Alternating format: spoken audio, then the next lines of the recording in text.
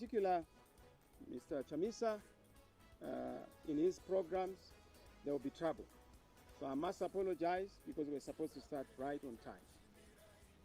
Colleagues, ladies and gentlemen, fellow citizens, I come to you on this wonderful afternoon to deliver my statement following the erroneous, criminal, illegal ZEC announcement of a false result that confirms Mr. Mnangagwa as the leader of our country.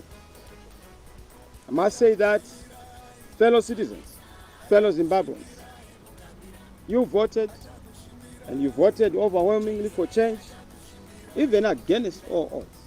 Something that has never happened in the history of our country, that we are forced to embark on night vigils as you wait to cast your vote. But I would like to thank all of you, citizens of Zimbabwe and the citizens of the world. Particularly the citizens of Zimbabwe, you showed resilience, patience, commitment, and calmness, even in the face of unparalleled provocation. I'd like to thank the many Zimbabweans who sacrificed a lot in resources, particularly from the diaspora, South Africa, Botswana, Namibia, and from across the whole world, to just come and cast your vote. You carried this campaign. Colleagues in the diaspora were and continue to be the source of our funding. You carried our budget, and we're so proud that you provided the resources for the polling agents, for the polling processes, and even for our own campaign. Thank you for your commitment. Fellow citizens and citizens of the world, we stand here in the aftermath of a highly contested election, of an election that poll observers from across the board, all observer missions without exception, have rightly described as an election that is so damaged in reputation and that is so fraudulent in characterization, that falls short beneath the requirements of the Zimbabwean Constitution, the electoral laws, and the guidelines of our regional, continental, and global bodies. However, despite all these obstacles and impediments, these abuses, this election also unleashed a wonderful moment, a surge in resilience and hope from you, the Zimbabwean people. Some of you walked for dozens of kilometers. Some of you waited outside the polling stations for dozens of hours, and often without food or water. Some of you braved illegal intimidation and threats that no free person should have been subjected to or could endure. I also want to particularly note that one Zimbabwean died in the queue as he waited to vote in Warren Park. May his soul rest in peace. I honor that legend. It must never happen in a proper democracy that a person would perish on account of wishing and wanting to exercise their vote. But guess what? You endured, particularly in Harare, in Bulawayo, and in Manicaland, areas and regions that are perceived to be our strongholds. Voting was suppressed. They didn't want you to vote. In the rural areas where they were voting, they were forcing them and intimidating them, commanding them to vote for ZANU-PF or face death. That command voting is illegal. That command voting shall be challenged. I can tell you of Nyanga North, where you had over 3,500 assisted voters. That has never happened. ZANU-PF had their own primary elections. There was not a single assisted voter in that primary election. And guess what? 5,000 people voted. Now, over 15,000 people voting, but 3,500 assisted voters. Why are they assisted voters? Because they were forced to say, go and tell those who are conducting the polling that you are not able to read or write and you can't vote for yourself, so that we vote for you, we don't trust you. Those votes are votes that would ordinarily have gone to the alternative. Must say in a nutshell, what I've said, ladies and gentlemen, the election process in Zimbabwe was shamelessly flawed, violated the Constitution of Zimbabwe, as well as the electoral laws of our republic. There was therefore an illegality and criminality in the conduct of ZEC and all the polling officers and officials that were involved. The election process was fraught with unprecedented illegalities, irregularities, and encyclopedic opaqueness and forces of darkness, particularly FAS, which has become a spooky, ghosty, and shadowy organization that takes instructions from those spooky headquarters. The election process itself fell far short of the SADC guidelines on elections and international electoral guidelines. And you know that this was a pronouncement of the observer missions, and we concur with that observation. Notwithstanding all this, you voted for a president of your choice. You voted for your representatives of your choice at parliamentary level and at council level.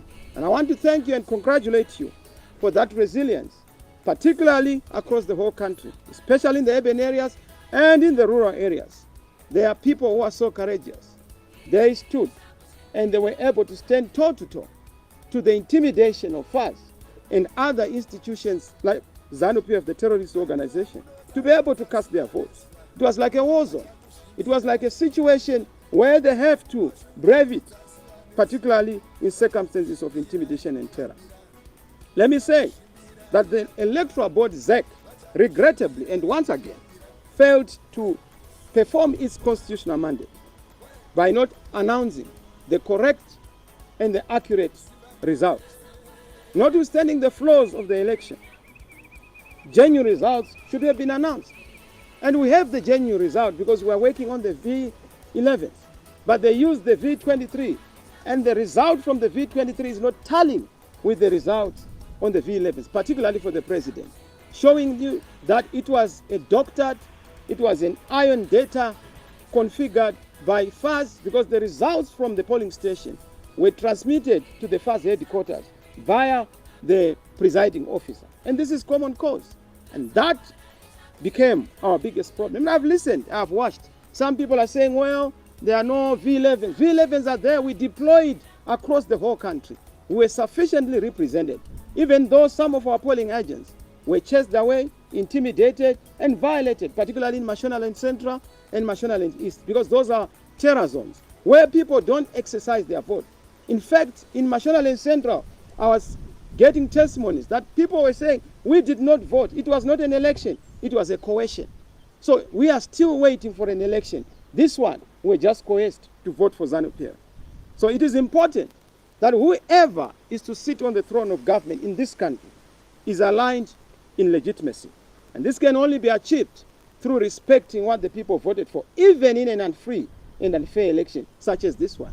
But more importantly, we want to resolve permanently, comprehensively, and eloquently the problem of disputed elections in Zimbabwe. Until we resolve this issue, we will continue to have a cycle, a vicious cycle of disputed elections. But for us to be able to move forward, we need to find a permanent answer to electoral reforms going forward, so that elections mean peace. Elections mean credibility. Elections mean legitimacy. As we speak, elections mean war. Elections mean intimidation. That cannot be a civilized affair. That cannot be a civilized expectation.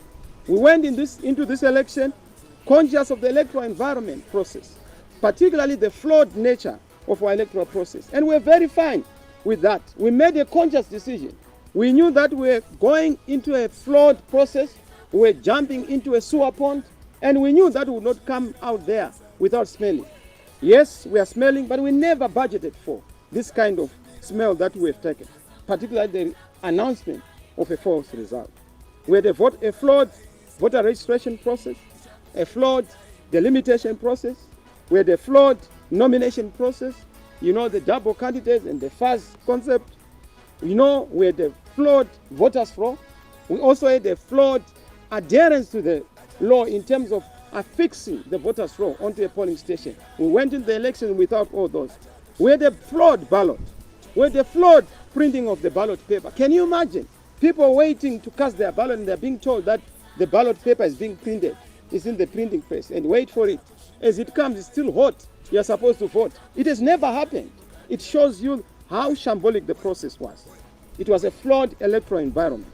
There was a flawed electoral environment in the sense that there was widespread, particularly in the urban areas, in some parts of the rural areas, widespread suppression of the vote, inflation of the vote, manipulation of the vote, but in rural areas, widespread intimidation of the voters. Why would you need a poll survey at a polling station on a polling day? To do what? To ask what question? But it tells you that we have people who are bizarre, who do not believe in choice and the dignity of the people. They believe in dehumanizing others. And that is an issue to be challenged. And I must say, despite all this, given the assurance that we got from ZEC, we have seen that the election process itself has not passed the test of constitutionality, legality, and legitimacy. You are aware that on the 23rd of August, some people were not allowed to vote. And Harare ended up having a deficit of about 700,000 voters who did not participate in voting. It's legendary. It's almost half of the voters who did not participate. In the rural areas, I've told you about FAS, which is a spooky and bogus outfit created to terrorize, threaten, and intimidate people, even interfered with the electoral process, including the printing of millions of full-color print flyers that were dissuading people from voting on the day in person, allegedly and purportedly having been authored by myself. But again, that propaganda shows you that those who authored it knew what they were trying to do, because you must then narrate to the issue of ballot papers which were not delivered in time, particularly for the local authorities, because they did not want people to exercise their vote. Now, let me say, having said this, what are the next steps? What should the nation expect? There is going to be change in Zimbabwe. Whether ZANU-PF people want it or not, it's not going to be easy, but there shall be change. We will not wait for 5 years. There has to be change now. And we are going to lead in making sure that change comes to Zimbabwe. We put a full stop to this madness. Whatever it takes, we must provide leadership. Mr. Mnangagwa knows that he has performed a coup since 2008, a coup on the ballot, 2017, a coup on the elected leader, 2018, a coup on the ballot. He has repeated again, 2023, a coup on the ballot. You can't survive this for far too many times. This time, no further. We have drawn a line in the sand. We will not allow you to abuse people. You are not the last Zimbabwean. You are not the only Zimbabwean. We are all Zimbabweans. We all count. We all matter. And we will make sure we take our stand and we defend democracy. Of course, as I have said, the next steps in the light of the above, it is clear that we are rejecting the election as a sham, the result. The process itself, we disregard it, and it's in line with what the SADC observers have said. We reject this sham result and flawed process based on the disputed figures. We have our V11s. I'd asked our teams to bring those V11s. I'm not so sure if they're here so that you would see them. We have brought V11s from across the whole country, and those V11s are going to be the basis of our assertion. We have won this election. We are in the lead. We are even surprised why Mr. Mnangagwa has been declared, the leader, because he's not. From the V11s we are ahead. But if you look at the V23, Mr. Mnangagwa mysteriously and miraculously then declares a 52%, which is not backed by facts. Even if you look at other candidates who have then been given votes, it's because it has been engineered elsewhere. It's iron data, doctored data, man-made data that is not reflecting the reality of what the people have said on the ground. As far as we are concerned, a credible election must be declared and honored. A legitimate government and a legitimate president for everyone must be put in place and must be supported. Your vote must count. Because some will say, but how are we going to do this? We have 1 million tools at our disposal to achieve our end. We will not repeat the mistake of 2018. We want to make sure that we put finality and full stop to all these tomfoolery games.